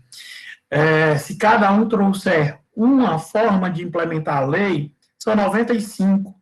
Nós sabemos várias. A questão é saber como é que esses conteúdos eles vão ser compreendidos de forma científica, mas nessa perspectiva de uma ciência que nós queremos. Não a ciência que nós temos, que não nos contempla. Uma ciência orgânica e ancestral, sim. Uma ciência que parta da encruzilhada, porque ela está falando do que nos foi silenciado, do que nos foi não permitido. Então, chega o momento em que hoje a gente diz, nós queremos um reposicionamento. Então, o reposicionamento, ele vai ser potencializado realmente com essas experiências que nós vamos apontando, assim como tem milhares de outras pessoas apontando. Tudo isso ainda é muito novo, ainda é muito novo. E o que a gente está dizendo é o seguinte, as nossas tecnologias que estão presentes dentro dos terreiros, elas têm que ser compreendidas como tecnologias. Os nossos saberes e conhecimentos que estão presentes dentro dos terreiros, dos quilombos, das aldeias indígenas, das comunidades ciganas, de pescadores, enfim, onde a população negra e os nossos ancestrais estão, ou estiveram, né, ou os nossos familiares estão, eles têm que vir para contextualizar um ensino que dê base a uma realidade de promoção de autonomias, e não mais a promoção de alienação, de uma mera reprodução, no sistema bancário, né? Então, hoje, quando a gente fala de uma praxis pedagógica exuística, a gente está dizendo, sim, que nós assumimos o papel de Exu. Quando nós entramos aqui no curso, nós 95 mais 3, né, que sou eu, Cisco e o Will, nós assumimos o papel de Exu, nós 98 pessoas. Por quê? Porque nós estamos, sim, potencializando vidas. Vidas que eram jogadas para fora dos ambientes escolares. E nessa perspectiva, como o Tauá diz, né, o terreiro ele tem esse espaço também de ressignificar as vidas, não só em um axé, né, não só energia vital, porque conhecimento também é axé. Conhecimento também é poder. E os nossos ancestrais, eles passaram conhecimento para a gente de uma forma. Hoje, quando nós temos posse, né, desse espaço que hoje é nosso, que é o espaço do conhecimento, essa encruzilhada em que a universidade ela vai sim apontar caminhos em que nós vamos abrindo, a gente diz o quê? Nós queremos que os terreiros também sejam escola. Os terreiros também sejam escola. Os terreiros transformando-se em escolas, em espaços educativos que sempre foram, né? Que sempre foram, mas hoje se potencializando através do reposicionamento que nós estamos fazendo, a gente garante a promoção da vida, porque nós nos transformamos em Exu. Olha a ideia, né, da metáfora. E aí, os nossos estudantes e os nossos filhos e filhas de santo, eles vão ser Exus do amanhã. Sim. Por quê? Porque qual era a ideia, né, que foi passada para a gente na nossa formação de professores inicial, que nós tivemos?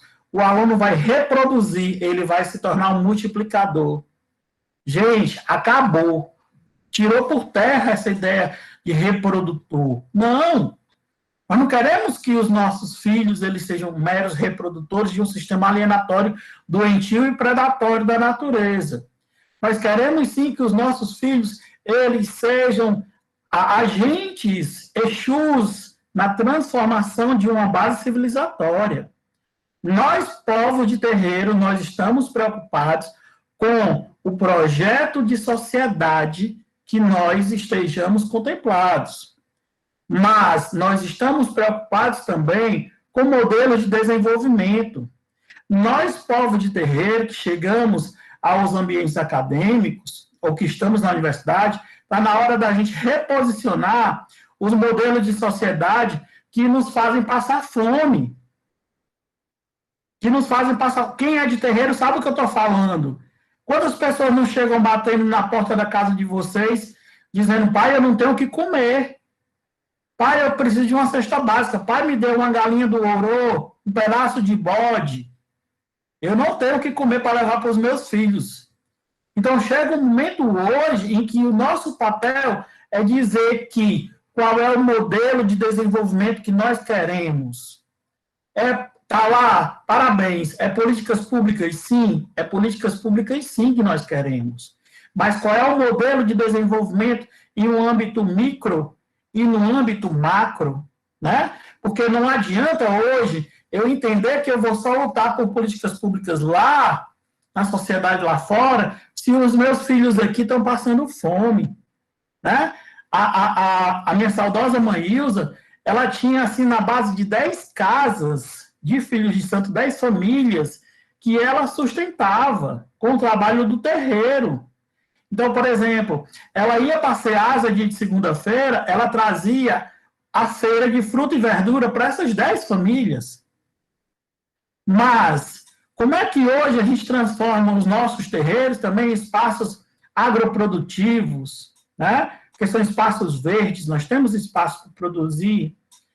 São desafios? São. Aí sim, o terreiro ele tem que ser educativo também nesse espaço. Não é fácil, não. Eu venho tentando fazer isso há muito tempo, ó. Muito tempo. Partir para praxis, para prática, é muito complicado, porque é um processo educativo que a gente tem que fazer, e aí fazer com que essa cultura, por exemplo, da enim, da esteira, ela não morra. Os saberes, os lambedores, né? Como é, meu Deus, que chama? O lambedor, o banho, a erva, o chá, que aquela senhorinha, aquela reza que ela sabe, ele tem que ser guardado, porque esse saber ele também tem que estar dentro da escola. Ele também é científico e é ancestral. Né? Então, Ginueldo, cara, gratidão, que Exu potencialize sua ida para o mestrado junto com o Ogum. Exu e Ogum, eles têm que andar junto do seu lado, para que você vá para o mestrado, sim. Professor Leno, que eu estou vendo aqui, nós temos um grande desafio de levar todos esses conteúdos para dentro das nossas salas de aula na Unilab, para as formações de professores que nós vamos desenvolver com etnomatemática, com etnociências, dentro das nossas componentes. E aí entender que, quando eu falo que os nossos conhecimentos eles são orgânicos e ancestrais, né, a Cris começa a falar da Lei 10.639. Por que o povo esbarra e não implementa a lei? Porque eles veem o saber do povo preto, indígena, quilombola, cigano, de terreiro, apenas como um saber sectarizado, disciplinar, em uma perspectiva cartesiana. E isso é o que nos adoece, porque nós não sabemos, por exemplo, cantar erva, né? Cantar uma erva. Para quem não é de terreiro, quando a gente vê uma erva de um orixá, que a gente tira para fazer um banho, a gente canta para ela. A gente encanta essa erva, a gente transforma essa erva dizendo que a minha energia vital, que vai sair no meu ofó, no meu canto, no meu corim, né? No meu canto ali, ela vai para dentro daquele banho. Os espíritas kardecistas vão dizer assim, vamos fazer um passe de luz, vamos colocar a mãozinha assim. Mas a gente faz isso através do canto, a gente encanta o banho. Ou seja, a gente magnetiza esse banho para dar para outra pessoa que está precisando de cura. Esses são os saberes e as tecnologias que chegam na gente, né? É a nossa vivência cotidiana. Então, uma criança de terreiro, ela aprende a fazer isso a partir do momento que ela nasce, gente. Isso nunca vai para a sala de aula, está na hora da gente levar. Está na hora da gente levar. Né? Ah, o milagre, o santo tal, tal e tal. Ótimo. Nós fazemos milagres desse tipo todo dia. A minha magia preta ancestral, ela não pode ser conhecida como ciência. Por quê? Entendeu? Quem foi que disse isso? Foi fulaninho de estar lá na Idade Média que começou a fazer todo o processo de separação desses saberes. Ok, hoje nós estamos nessa encruzilhada juntando tudo de novo. Criando essa ponte, né? Criando essas pontes para pensar um outro mundo que nos contemple. E aí eu vou deixar a galera falar, porque eu falo demais, falta 12 minutos. Quem tem pergunta, quem tem questionamento, aponta aí alguma coisa para o Ginueldo. Tinha um pessoal na fila aí para falar, eu me lembro. Ô, gente, desculpa. Não, eu estava vendo aqui todas as pessoas que queriam contribuir com alguma fala ou pergunta já falaram, mas está aberta para caso venham novas perguntas. Ou fazerem outras, as mesmas pessoas que já perguntaram. Gente, assim, por eu não ter conhecimento aqui no Google Maps, né, mais uma vez falando, eu não sei como acompanhar quem tá no chat e ao mesmo tempo ficar vendo aqui. Para mim é tudo muito novo. Então, é por isso que eu não vou conseguir responder as perguntas do chat, porque eu não sei onde é aqui, não estou conseguindo identificar. Mas se vocês tiverem alguma pergunta, que liguem o microfone. Eu acho que o Sudário queria falar.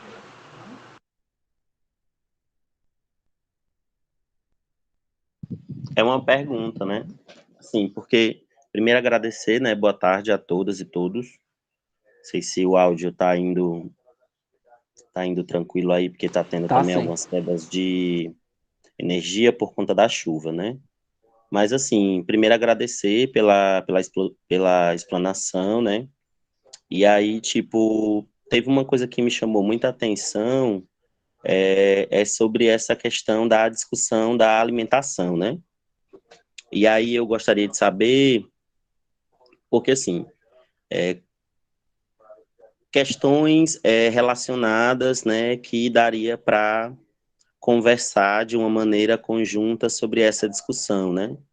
Porque a gente percebe também que nesse contexto, né, de pandemia, de desgoverno, essa questão da discussão da alimentação, ela é uma discussão importante, porque a gente sabe que muitos dos nossos povos, né, não têm acesso à alimentação, ou à alimentação que tem acesso, né? Ela é uma alimentação que vem com veneno, e aí existe toda essa questão também da discussão da soberania alimentar, né? E aí, tipo, fora que além disso, né, o terreiro enquanto espaço que produz, a gente enquanto povos de terreiro sabe, né, que essa questão, né, do terreiro dentro da cidade e da urbanização tem trazido vários impactos para essa questão da produção de fato, né, da criação de animais, da questão da produção de hortaliças, né? Então, assim, eu gostaria de saber se dentro dessas suas reflexões, né, no seu trabalho, eles também trouxeram reflexões relacionadas a essa questão do acesso, né? Seria muito nesse sentido.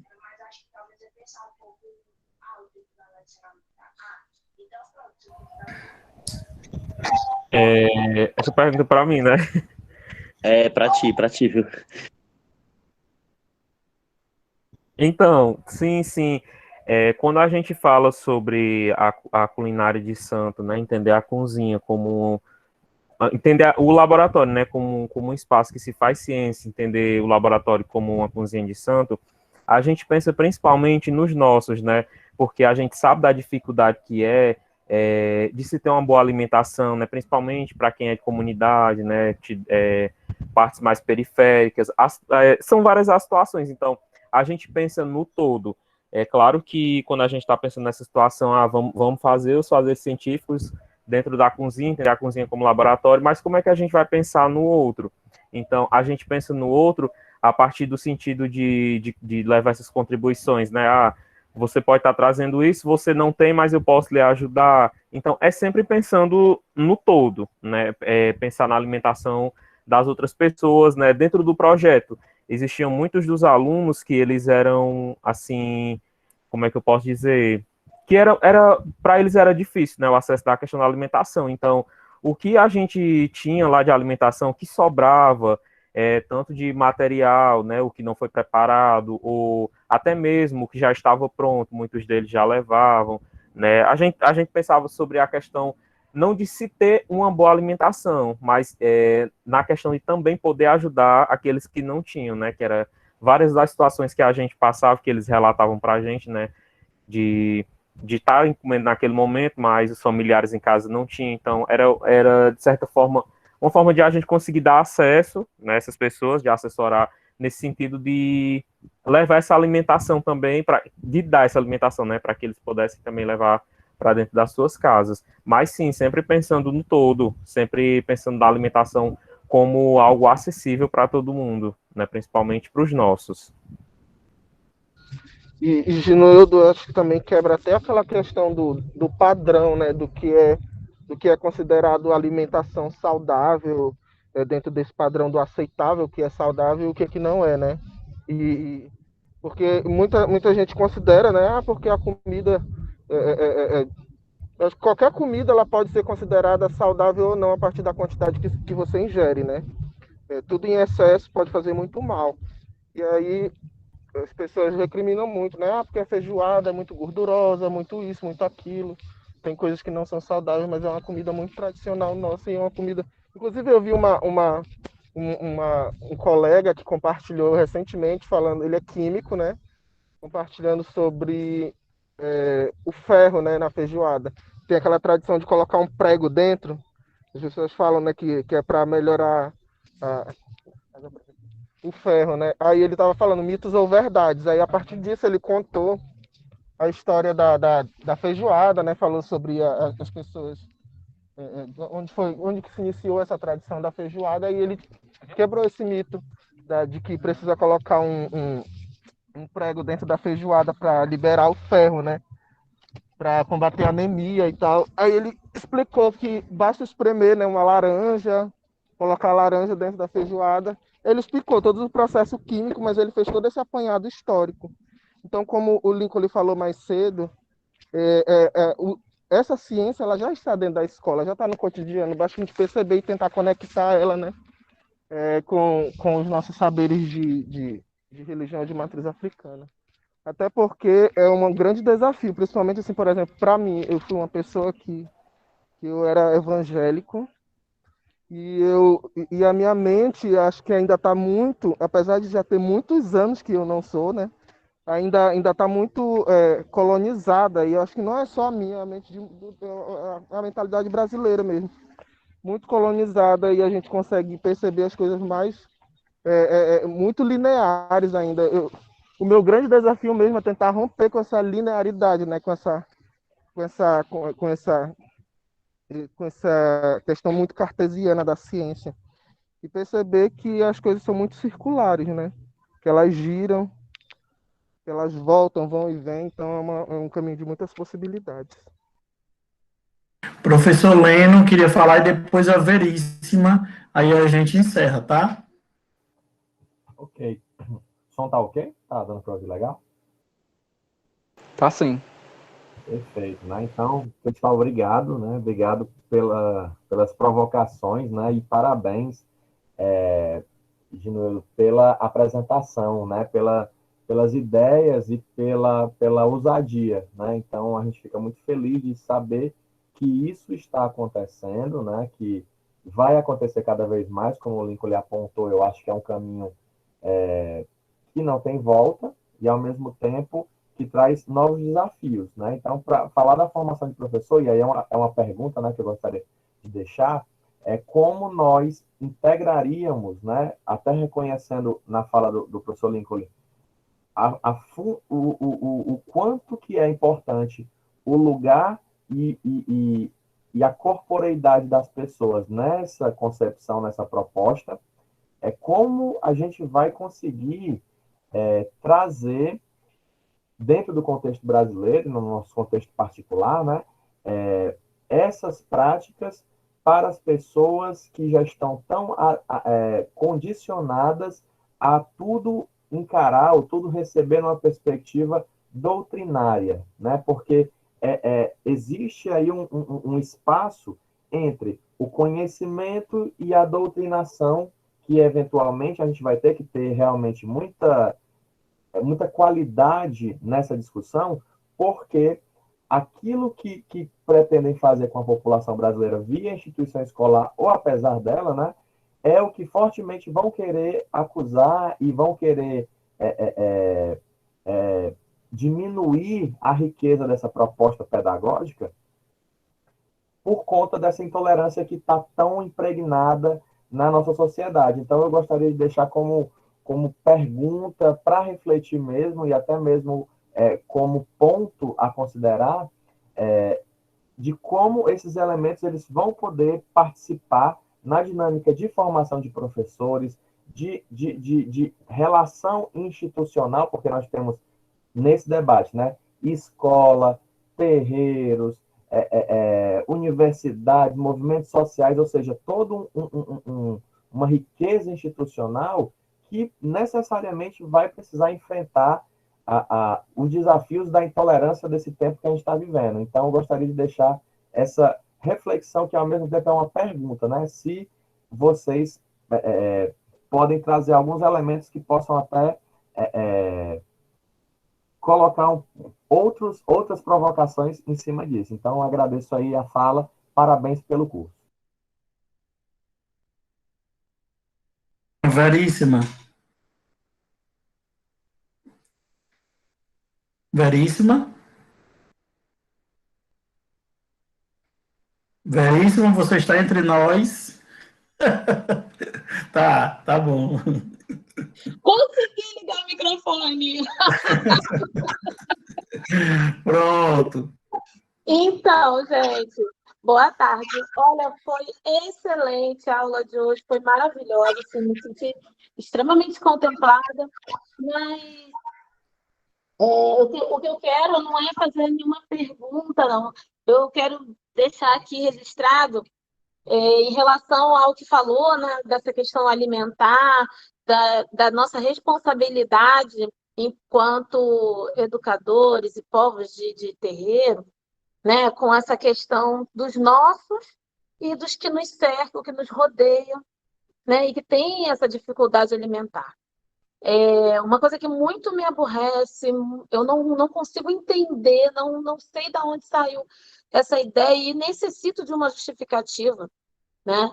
É a respeito das escolas, pelo menos aqui na cidade do Rio de Janeiro, né, tanto na capital quanto nas regiões metropolitanas, de não poder doar, né, o alimento que é preparado naquela escola para seus alunos, né, no final do dia. Isso é uma coisa que me aborrece profundamente, né? E essa é uma questão, essa questão alimentar, que a gente está tratando aqui, principalmente dentro da questão dos povos de terreiro e tudo mais, é justamente por isso, porque realmente os povos de terreiro estão dentro das escolas, têm a necessidade e não têm acesso ao alimento que pode ser o salvador da sua família. E aí aquilo vai para o lixo. Eu chego a ficar transtornada, ó, os olhinhos marejados, porque eu não consigo entender, né, aonde é que estabeleceram que essa política, né, é a política correta.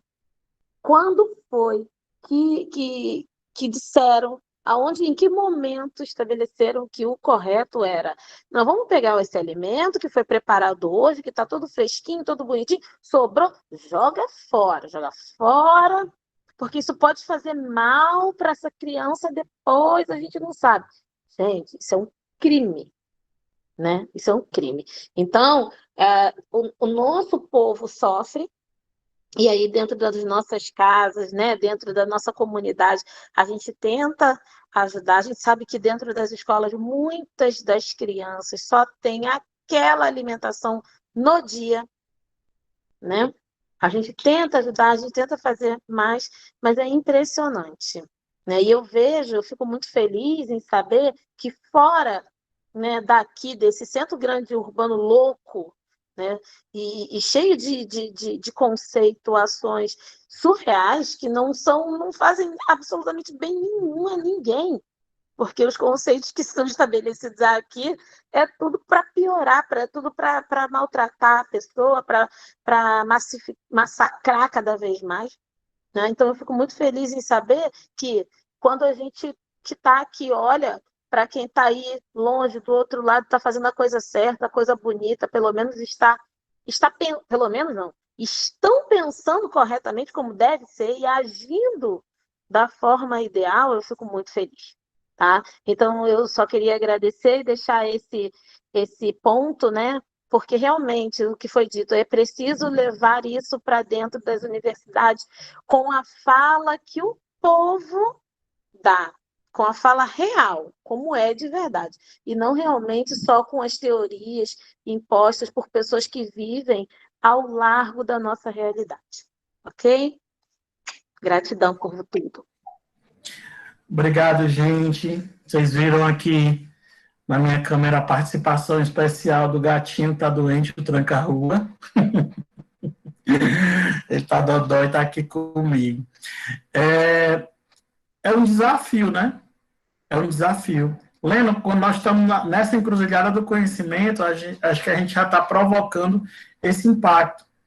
E uma das coisas que o que a gente diz, né, é justamente que não aceita mais todo esse processo de estereotipação e de morte, né, dos nossos saberes, culturas, dos nossos corpos, de tudo que a gente vive dentro das nossas cosmologias.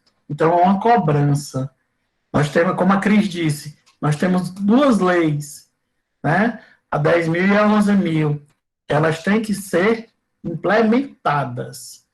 E como eu sou agoniado e sou professor de práticas pedagógicas na minha formação, né, eu gosto da ideia da implementação, do caminho. Não adianta a gente estar discutindo filosofia sem traçar uma realidade prática. Por isso nós estamos aqui, no Pedagogias, certo? Veríssima, seu depoimento, ele é uma realidade, né, a sua fala, ela nos contempla e nos indigna, mas é uma realidade ainda de luta, que nós sabemos fazer porque os nossos ancestrais fizeram antes da gente. Enquanto força tiver, nós estamos lutando para mudar o sistema, né? Esse sistema que nos mata, adoece e quer nos deixar sempre na periferia. E hoje nós cobramos esse reposicionamento. Queria pedir desculpa mais uma vez a vocês por ter caído, mas foi uma força maior, né? Foi a Enel, aqui no Ceará, então não fui eu. Vou compartilhar o vídeo da Cris para que depois todo mundo possa assistir. Se o Gino Eudo puder compartilhar o seu material com a gente, o livro, os artigos, as ideias, né? E se a gente puder no grupo que nós temos do Zap, colocar materiais lá que nós já temos, é muito importante para a gente estar compartilhando conhecimento. Então, a nossa encruzilhada, ela é sim um local em que todos nós estamos conectados, compartilhando esse conhecimento. Vamos trocar essas referências e vamos nos fortalecer. tá bom? Dinueldo, querido, obrigado, que os orixás, Xangô Bocifu, Exu Bocifu, que Exu abre seus caminhos, que Exu tranca a rua, dono também dessa casa, né? Não é só o meu gatinho não, que é tranca a rua, é o Exu dono dessa casa, ele possa abrir seus caminhos sempre, certo? Para que você vá assim para o mestrado, faça essa pesquisa, você como uma pessoa de Ogum, que tantos têm aqui, temos nós que lutar pelo nosso povo. Nós somos o povo de Exu, e hoje Exu busca esse reposicionamento através desse grande movimento epistêmico. A bênção de todos e todas. Foi ótimo estar aqui com vocês. Nos vemos na próxima quarta-feira e o material compartilhado. Segunda-feira a nossa aula é assíncrona, do mesmo jeito da segunda-feira passada. Tá bom? Beleza? Um abração. Até breve. Tchau, muito bacana a aula hoje. Obrigado, Dinueldo. Obrigado. Cheiro grande.